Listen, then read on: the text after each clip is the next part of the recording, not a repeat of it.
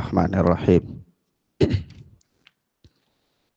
Assalamualaikum warahmatullahi wabarakatuh.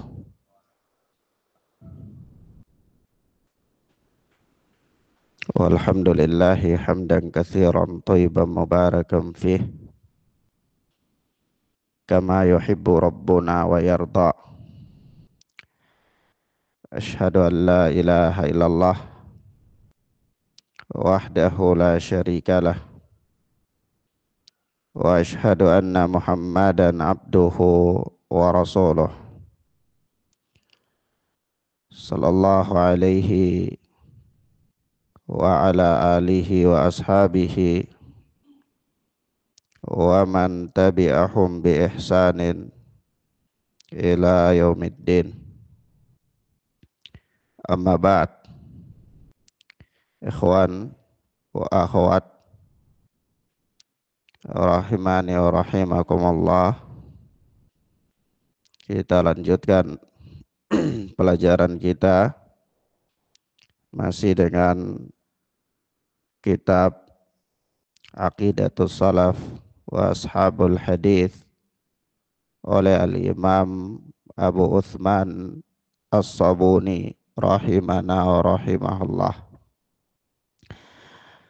Sebagaimana ini adalah pertemuan yang kedua dari pembahasan kitab yang sangat bagus ini, maka tentu kita masih berbicara tentang mukaddimah, yakni biografi singkat oleh Al-Imam As-Sabuni rahimana wa rahimahullah.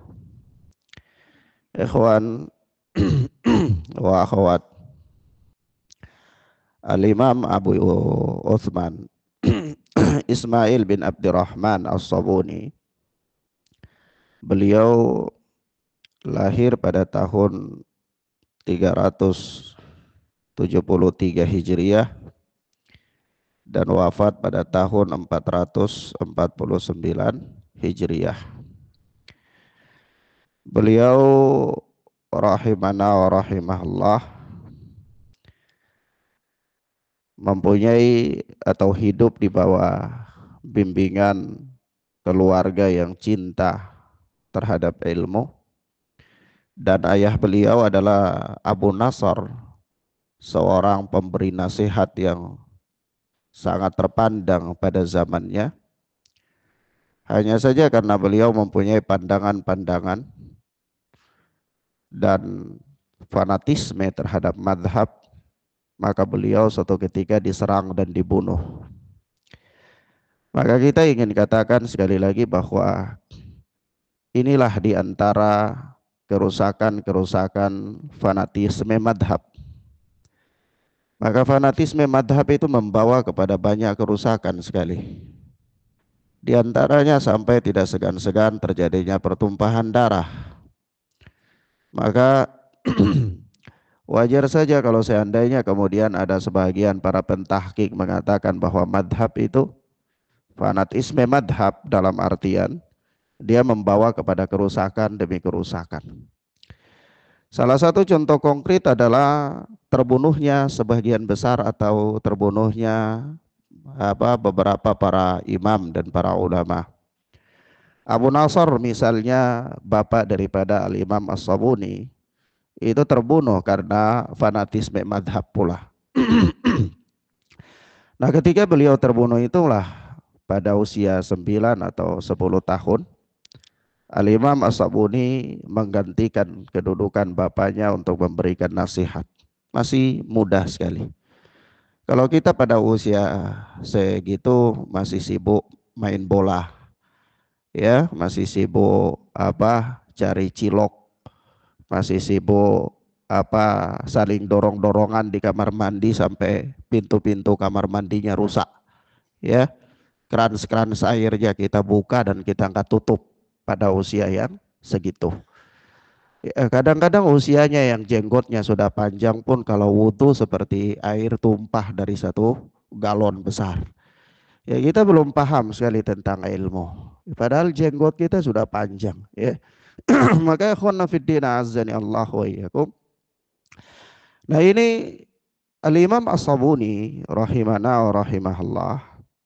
Beliau dinisbatkan kepada As-Sabun itu karena memang beliau keluarganya menekuni pekerjaan pembuat sabun dan penjual sabun. Maka kemudian beliau dinisbatkan kepada As-Sabuni. Kalau antum baca keterangan Al-Imam Ad-Dahabi dalam As-Siyar tentang biografi Al-Imam As-Sabuni, sebagaimana telah ana singgung pada mukadimah awal, bahwa Al-Imam Ad-Dahabi meletakkan Al-Imam As-Sabuni ini pada tabakat yang ke-23. Beliau hidup pada abad yang keempat sampai kelima Hijriyah. Pandangan-pandangan beliau dalam madhab fikih adalah Asy-Syafi'iyah. Berbeda kalau kemarin kitab yang telah kita tamat itu Syarh Sunnah Al-Imam Al-Barbahari, itu pandangan fikih beliau adalah Hambali. Ya. Nah, kenapa ya Ustadz? Kita beralih dari kitab akidah yang madhab fikihnya Hambali kepada kitab akidah yang madhab fikihnya Syafi'i. Artinya kita ingin memberikan pembahasan pengertian bahwa ternyata akidah as-sahihah itu tidak dibatasi oleh madhab. Arti madhab apapun itu dia berdiri di atas akidah yang sahihah itu sama. Kalau dia berdiri di atas akidah yang sahih, maka akidahnya sama. Akidah yang diambil dari para sahabat ridwanullahi alaihim ajmain, itu madhab apapun, madhab yang muktabar, itu akidahnya sama. Kecuali madhab-madhab yang menyeleneh, madhab-madhab yang menyimpang, Mu'tazilah, Qadariyah, itu madhab yang tidak muktabar. Madhab yang muktabar itu seperti Syafi'iyah, Hanafiyah, Malikiyah, Hambaliyah, ya. Nah, taib. Tapi madhab itu ada berapa banyak? Madhab itu banyak sekali. Madhab itu bukan hanya ada 4. Madhab itu banyak sekali. Ada madhabnya Sufyan Ats-Tsauri, ada madhabnya Ibnu Uyainah, ada madhabnya fuqaha Madinah, ya, dan seterusnya. Banyak sekali. Hanya saja madhab mereka itu mempunyai penduduk pengikut yang sedikit, sehingga dia tenggelam oleh madhab yang mempunyai banyak pengikut dan pendukung begitu. Paham ya ikhwan? Taib. Kemudian Al-Imam As-Sabuni rahimana wa rahimahullah, ketika beliau memberikan pelajaran di usia mudanya itu, ya, pelajaran beliau itu dihadiri oleh tokoh-tokoh besar di zaman itu. Seperti Abu Ishaq Al-Isfiryani, seperti Abu Bakar Ibnul Faruq, ya. Ini ulama-ulama besar pada zamannya menghadiri, ya, pelajaran-pelajaran yang disampaikan oleh Al-Imam Abu Uthman As-Sabuni, dan mereka mengakui keilmuan beliau. Di antara guru-guru daripada Al-Imam As-Sabuni adalah Abu Bakar Ibnu Mihran Al-Muqri, wafat pada tahun 381 Hijriyah. Al-Hakim An-Naisaburi, hidup pada tahun 321 sampai 405 Hijriyah. Al-Imam Al-Haramain Abul Ma'ali Abdul Malik Al-Juwaini, hidup pada tahun 419 478 Hijriyah. Al-Imam Sahal bin Muhammad As-Sa'luki, ya, dan ini orang yang paling berpengaruh terhadap Al-Imam As-Sabuni. Beliau ketika orang tuanya meninggal, diambil sama beliau, dipelihara dan dipersiapkan berbagai macam hal untuk menunjang keilmuannya Al-Imam As-Sabuni rahimana wa rahimahullah. Dan diantara murid-murid Al-Imam As-Sabuni banyak sekali. Di antaranya adalah murid beliau yang paling terkenal, yang paling ternama, Abu Bakar Ahmad bin Husain bin Ali Al-Baihaqi, atau yang kita kenal dengan Al-Imam Al-Baihaqi dari madhab Syafi'i. yaitu hidup pada tahun 384 sampai 468 Hijriah. Al-Imam As-Sabuni rahimahullah mempunyai karya tulis yang juga lumayan banyak. Yang terkenal diantaranya yang kita pelajari ini yaitu Aqidah Salaf wa Ashabul Hadith, begitu pula Al-Fusul fil Usul, kemudian Al-Intisar dan lain-lainnya. Maka ikhwan nafiddin azani Allah wa iyyakum, Al-Imam As-Sabuni rahimahullah itu beliau menghabiskan umurnya kurang lebih sekitar 70 tahun itu mengajar. Terus menerus mengajar, berkhutbah dari suatu daerah ke daerah yang lain sampai pada masa wafatnya. Nah, suatu ketika disebutkan oleh Al-Imam Ad-Dahabi di dalam As-Siyar bahwa beliau sedang mengajar suatu ketika. Lalu datang sebuah surat kepada beliau. Nah, surat itu isinya menceritakan tentang tersebarnya penyakit wabah. Nah, beliau memerintahkan kepada qari untuk membaca. Maka qari membaca isi surat itu, dan di dalam isi surat itu diterangkan bagaimana bahayanya wabah ketika itu. Sampai-sampai kalau seseorang dia datang beli roti, dia bayar, tukang buat roti itu sedang bakar, dalam kondisi waktu yang demikian itu sudah tidak ada 3 orang yang meninggal. Ya, saking cepatnya itu wabah yang menyebar ketika itu, ya, orang mati itu sangat banyak sekali dan sangat cepat menyebarnya wabah ketika itu. Nah, ketika surat tersebut dibacakan kepada Al-Imam As-Sabuni, maka beliau kemudian memerintahkan sang pembaca itu untuk membaca firman Allah Subhanahu wa taala, afa aminal ladzina makaru sayyi'at ayyakhsifallahu bihimul ard. Apakah orang-orang yang membuat tipu daya itu merasa aman ya daripada Allah akan membenamkan mereka ke dalam apa? Ke dalam perut bumi. Nah, dan ketika itu Al-Imam As-Sabuni dalam keadaan mengajar itu langsung beliau dibawa turun dari tempat ngajarnya itu karena sakit perutnya sambil teriak-teriak.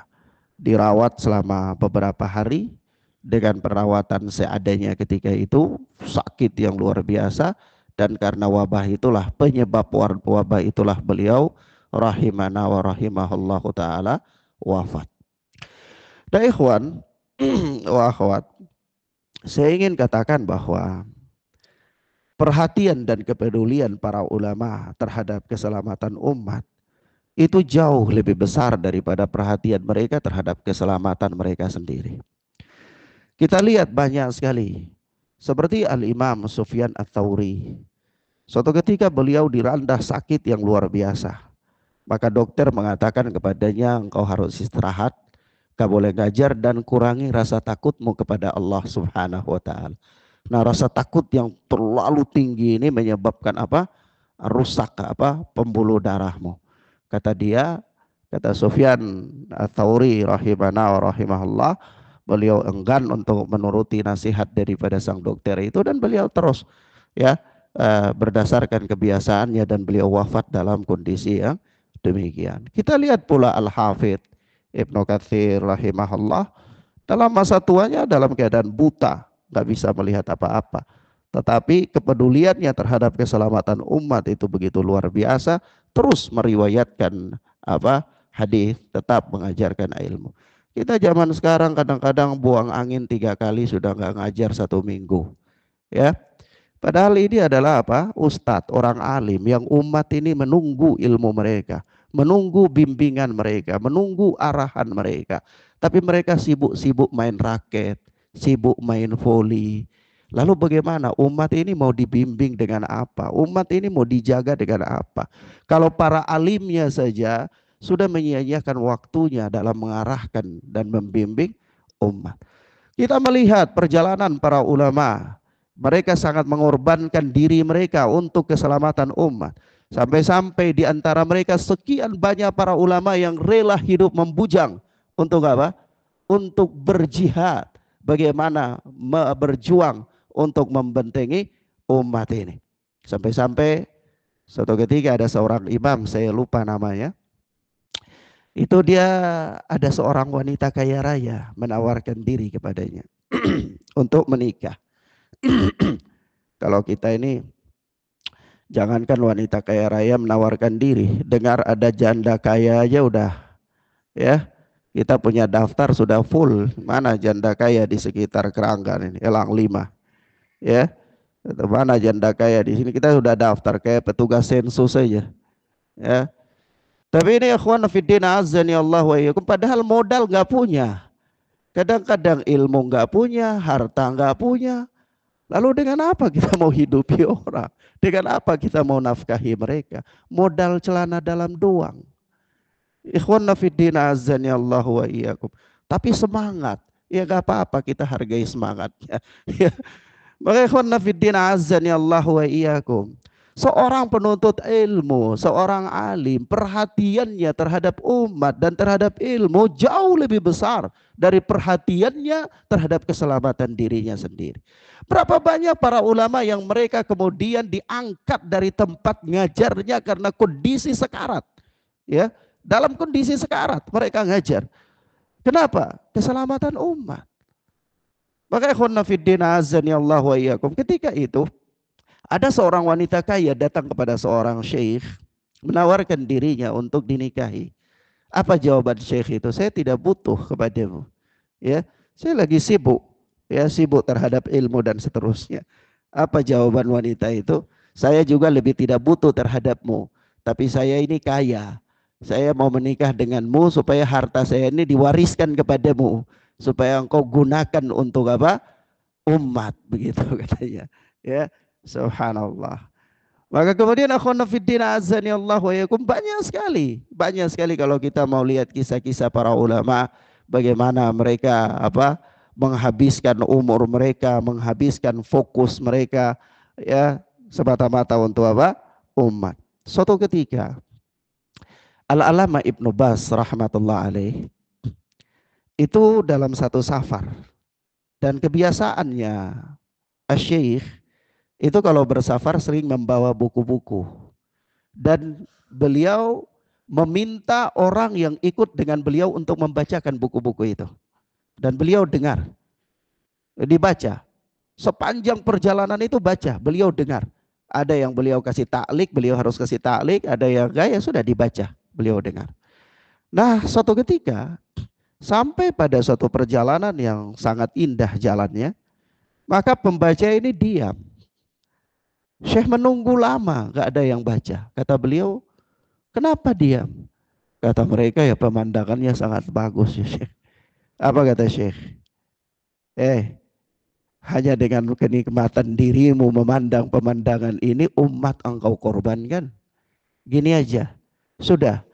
Kalau lewat begini pemandangan yang indah sebelah mana? Kanan. Kamu yang kanan lihat, yang kiri baca. Nanti kalau pulang, kamu lihat yang kiri, lihat pemandangan kiri, yang kanannya baca, gantian. Nanti sampai di tempatnya kalian cerita yang kau lihat. Begitu. Ala kulli hal, ilmu tetap harus berjalan. Paham ya ikhwan? Pelajaran harus tetap berjalan.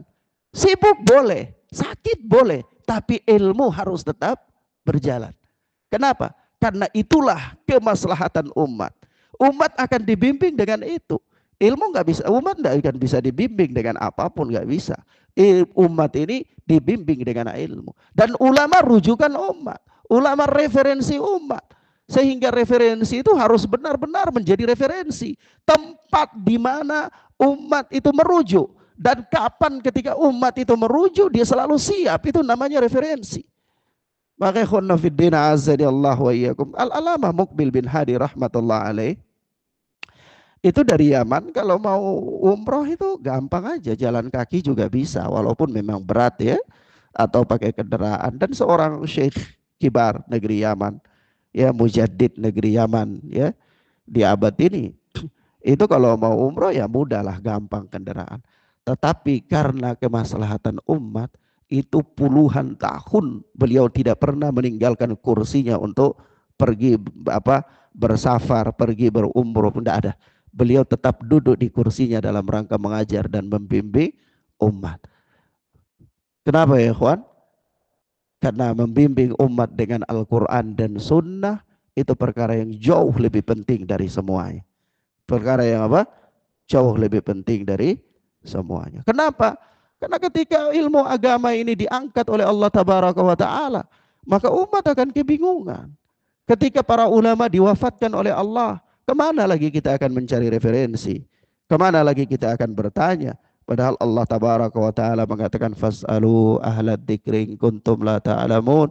Rasulullah mengatakan innama syifa'ul ayyi as-su'al. Sesungguhnya obat daripada kebodohan itu adalah bertanya. Maka ya ikhwan fiddin azani Allah wa iyyakum. Lagi-lagi kita katakan bahwa para ulama mereka lebih mengedepankan kepentingan umat ketimbang kepentingan dirinya sendiri. Lebih mengedepankan kemaslahatan umat ketimbang kemaslahatannya sendiri.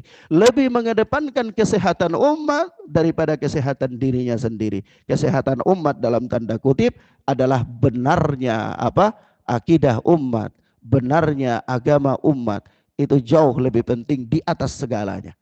Maka ikhwan fiddin azani Allah wa iyyakum, itulah kesungguhan para ulama dalam membina umat.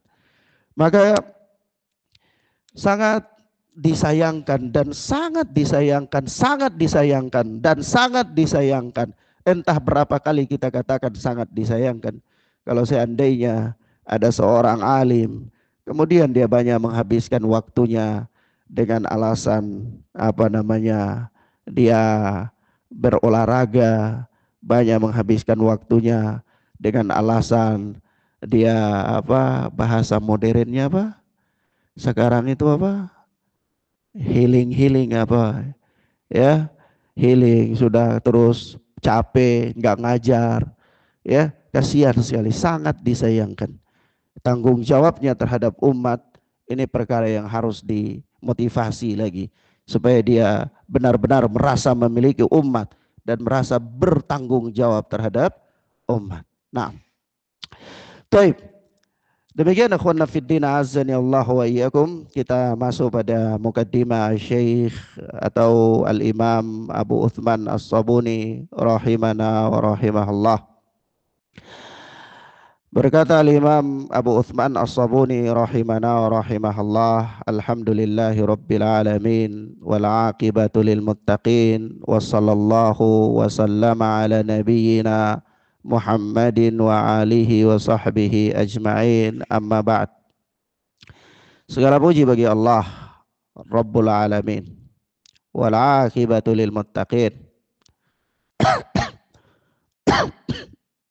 dan segala kesudahan yang baik adalah milik orang-orang yang bertakwa. Wa sallallahu wa sallama ala nabiyyina Muhammadin wa ala alihi wa sahbihi ajma'in. Salawat dan salam semoga tercurahkan kepada Nabi kita Muhammad sallallahu alaihi wa alihi wasallam dan kepada keluarganya dan kepada seluruh para sahabatnya. Amma ba'd. Ikhwan wa akhwat,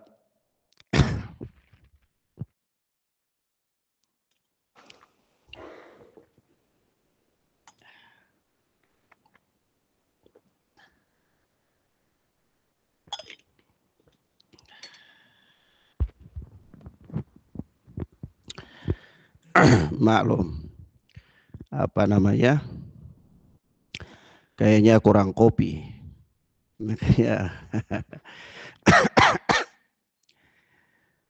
kita lihat di sini Al-Imam As-Sabuni rahimahullah memulai beliau dengan kitab beliau ini dengan memuji dan menyanjung Allah Subhanahu wa taala. Kata beliau, alhamdulillahi rabbil alamin, segala puji bagi Allah Subhanahu wa taala.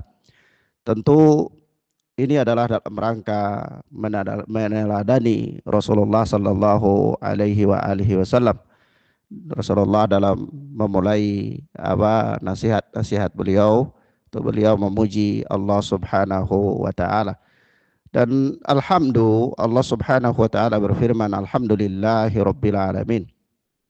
Tentu pujian dengan alhamdu adalah berbeda dengan pujian dengan apa? Athana, berbeda dengan apa? Al-madhu. Maka tidak dikatakan di sini al-madhu lillahi, tetapi dikatakan apa? Alhamdulillahi rabbil alamin. Naam. Ikhwanna fid din azani Allah wa iyyakum, karena memang ya tidak ada pujian yang paling layak kecuali kepada Allah Rabb semesta alam. Dan Allah Subhanahu wa taala yang maha tinggi, maha memiliki segalanya, itu telah dengan kuasanya menetapkan apa yang Allah kehendaki. Dan tidak ada daya dan upaya yang disanggupi oleh manusia tanpa kekuasaan Allah Subhanahu wa taala. Dan tentunya manusia hendaklah memuji Allah Azza wa Jalla atas berbagai macam nikmat dan karunia yang Allah berikan kepadanya. Kemudian kita lihat di situ adalah Al-Imam As-Sabuni rahimana wa rahimahullah mengatakan wal aqibatu lil muttaqin, dan kesudahan yang baik milik orang-orang yang bertakwa. Karena memang Allah Subhanahu wa taala memerintahkan kita untuk bertakwa kepada Allah, dan ketakwaan adalah merupakan tujuan daripada setiap hamba yang mencari jalan keselamatan kepada Allah Tabaraka wa ta'ala. Tidak ada jalan keselamatan yang bisa mendekatkan manusia kepada Allah kecuali dengan takwa. Dan tidak ada pula kebahagiaan yang bisa diraih oleh seorang manusia juga kecuali dengan takwa kepada Allah Subhanahu wa ta'ala. Apa itu takwa? Takwa itu sederhananya adalah imtithalu awamirillah wa ijtinabu nawahih, yaitu melaksanakan perintah-perintah Allah Tabaraka wa taala dan menjauhi larangan-larangan Allah Azza wa Jalla. Dengan kata lain, takwa itu adalah seperti engkau berjalan di sebuah jalan, lalu engkau di situ ada banyak sekali duri, ya, banyak sekali beling, dan engkau berhati-hati sekali dalam meletakkan langkahmu itu, jangan sampai engkau injak beling itu, atau engkau injak duri tersebut. Takwa adalah seseorang menyibukkan dirinya dengan bagaimana Allah Subhanahu wa taala memperhatikan dia. Al-insyighalu bi ru'yatillahi an ru'yatin nas. Dia sibuk bagaimana dengan penilaian Allah terhadapnya daripada penilaian manusia terhadapnya. Itulah hakikatnya takwa. Takwa membawa seseorang pada tingkatan al-ihsan. Tingkatan yang kata Nabi sallallahu alaihi wasallam, anta'budallaha ka'annaka tarahu fa in lam takun tarahu fa innahu yarak. Engkau beribadah kepada Allah seolah-olah engkau melihat Allah, namun jika engkau tidak sanggup melihat Allah, maka ketahuilah sesungguhnya Allah melihat engkau, ya. Takwa, kata Allah Subhanahu wa taala, ya ayyuhalladzina amanu taqullaha haqqa tuqatih. Hai orang-orang yang beriman, bertakwalah kalian kepada Allah dengan sebenar-benar ketakwaan. Allah Tabaraka wa taala berfirman, fattaqullaha mastata'tum. Bertakwalah kalian kepada Allah sekemampuan kalian. Artinya sampai pada batas yang kalian sanggupi. Kalau kalian tidak sanggupi, maka itu adalah perkara-perkara yang la yukallifullahu nafsan illa wus'aha. Artinya lakukan perintah-perintah Allah, lakukan kewajiban-kewajiban, hindarilah larangan-larangan semaksimal mungkin sampai pada batas yang kalian tidak sanggup. Kalau batas yang kalian tidak sanggup, maka itulah batas yang dimaafkan oleh Allah Subhanahu wa ta'ala. Nah, takwa definisinya terlalu luas. Takwa, para ulama membahasnya berjilid-jilid tentang hakikat daripada takwa. Tetapi intinya takwa itu kembali kepada bagaimana seseorang memperbaiki dirinya di hadapan Allah Subhanahu wa ta'ala. Dia sibuk bagaimana dia memperbaiki dirinya di hadapan Allah Azza wa Jal.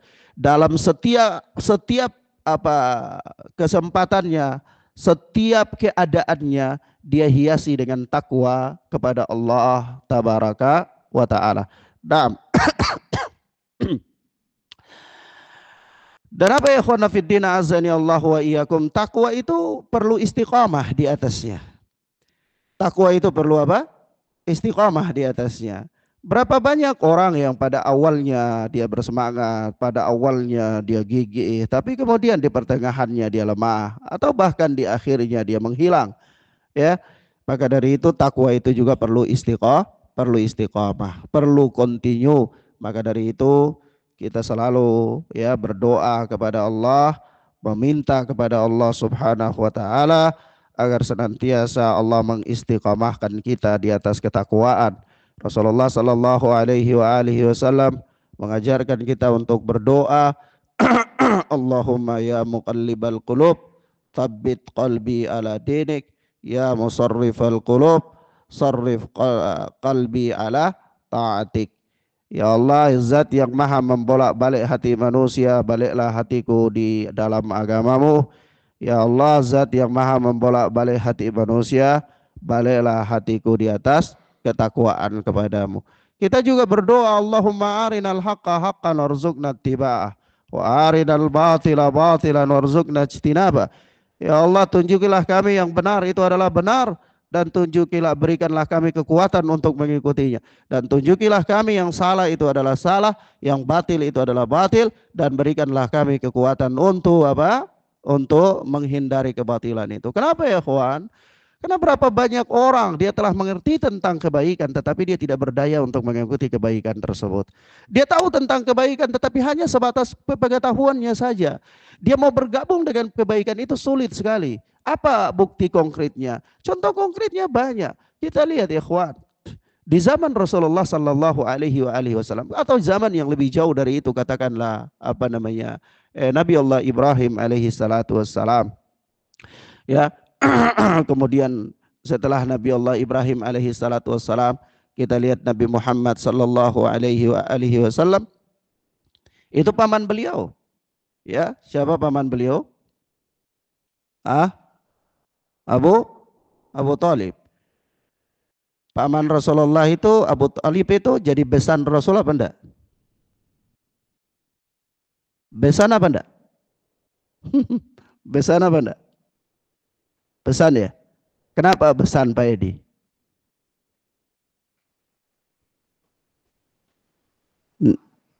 Sama anaknya Rasulullah, anak Masya Allah, ini luar biasa ya. Taib. Ya, karena Ali bin Abi Thalib menikah sama Fatimah. Itu apa? Menikah sama Ali bin Abi Thalib sama Rasulullah sepupu. Ya, bapak-bapak, kakak beradik, ya. Menikah sama Fatimah itu apa? Ponaan, ya. Ponaan ya. Ya, boleh enggak? Boleh. Di Thoriqul Huda sudah pernah ada kayak gitu? Belum ada. Ya sudah, sekarang bisa lihat-lihat siapa yang anak wanitanya sudah usia menikah, ya ditawarin, enggak apa-apa. Ya. Nah, jangan biarkan anak wanita terlalu banyak membujang, ya kasihan dia, ya. Nah, yang sudah waktu-waktu mau menikah dinikahi, enggak dinikahkan. Jadi istri kedua enggak apa-apa, yang penting suaminya amanah, ya. Ya amanah walaupun berat, ya kata amanah, ya. Baik. Ikhwana fiddin azani Allah wa iyyakum. Nah, di sini apa? Abu Talib itu dia tahu tentang kebenaran dakwah yang dibawa oleh Rasulullah sallallahu alaihi wasallam apa tidak? Tahu. Bahkan dia sangat membela Rasulullah sallallahu alaihi wasallam, ya. Nah, tapi dia mengikuti kebenaran apa tidak? Tidak. Dia mati dalam keadaan kafir apa dalam keadaan beriman? Nah, ini satu bukti konkret mengatakan kepada kita bahwa orang yang mengerti tentang kebenaran belum tentu dia diberikan hidayah oleh Allah untuk mengikuti kebenaran itu. Orang yang mengerti tentang kebenaran, belum tentu dia bisa bergabung dengan kebenaran itu. Maka kita berdoa kepada Allah untuk ditunjuki kebenaran dan diberikan kekuatan untuk bergabung dengan kebenaran itu. Karena sekedar pengetahuan tentang kebenaran saja, maka iblis laknatullah alaih itu tahu tentang kebenaran, tetapi dia mendapatkan laknat Allah Azza wa Jal. Bahkan Allah Subhanahu wa taala mengusirnya dari surga, dan Allah mengatakan fa innaka rajim ila yaumi yub'atsun. Sesungguhnya engkau terkutuk sampai hari dibangkitkan nanti, yaitu hari kiamat. Maka kita berdoa kepada Allah. Maka kita katakan ikhwanna fid din azani Allah wa iyyakum.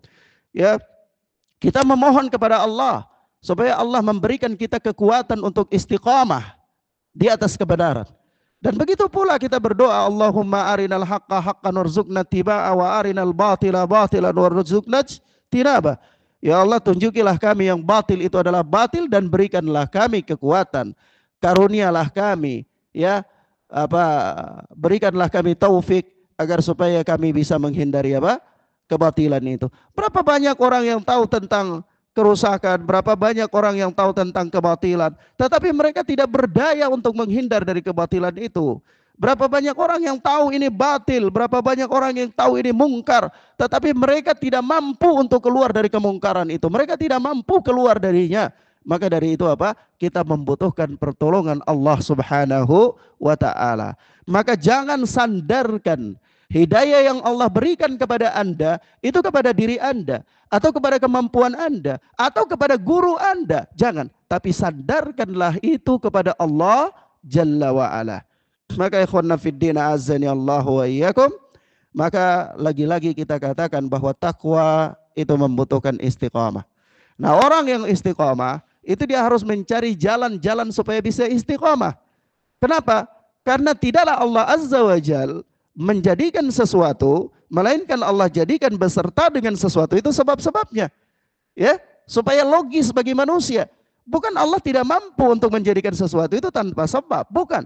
Allah maha mampu menjadikan sesuatu tanpa sebab sekalipun. Buktinya apa? Secara umum bahwa hewan itu kalau mau melahirkan harus ada hewan jantan dan hewan betina, iya, baru melakukan jantan, kemudian baru bisa mengandung, hamil, baru kemudian bisa melahirkan. Tetapi Allah bisa lahirkan unta dari batu. Allah bisa lahirkan unta dari batu. Untanya Nabi Saleh alaihi salatu wassalam.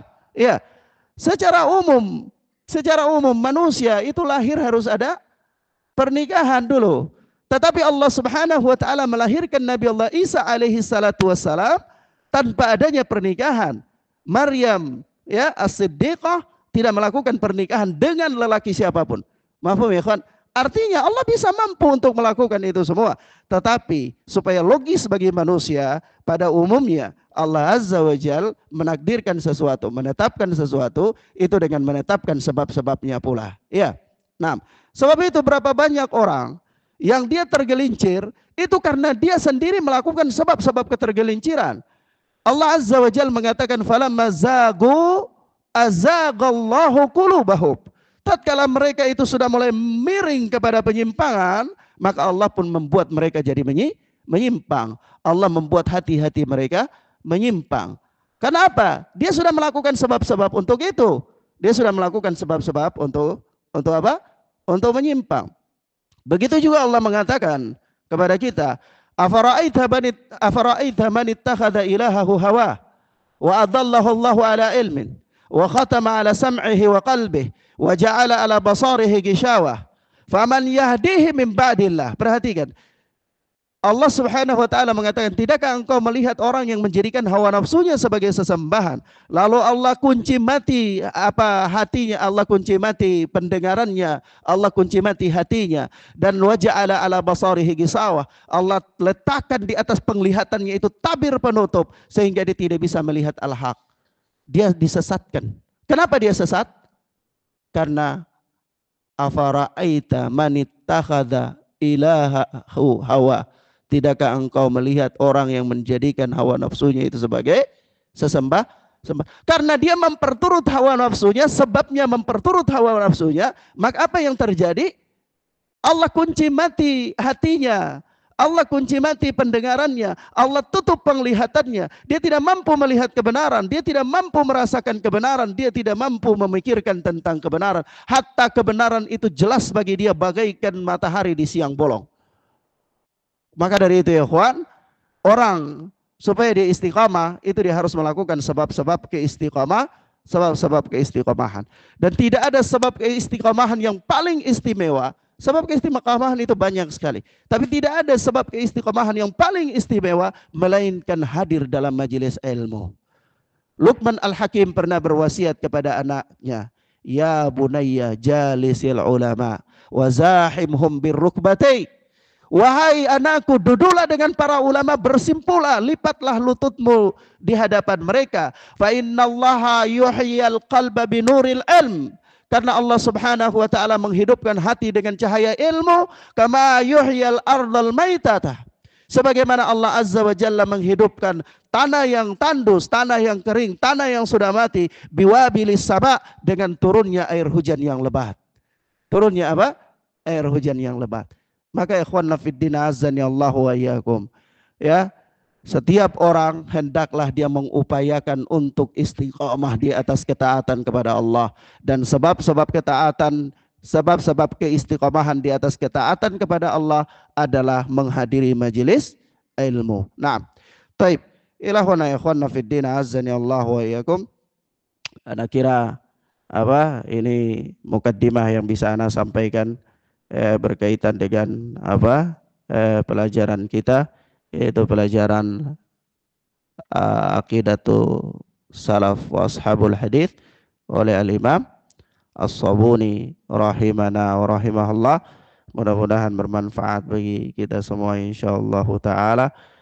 Ya, bagi ana sarankan bagi antum yang belum punya bukunya, ya bagus memiliki bukunya walaupun terjemahan.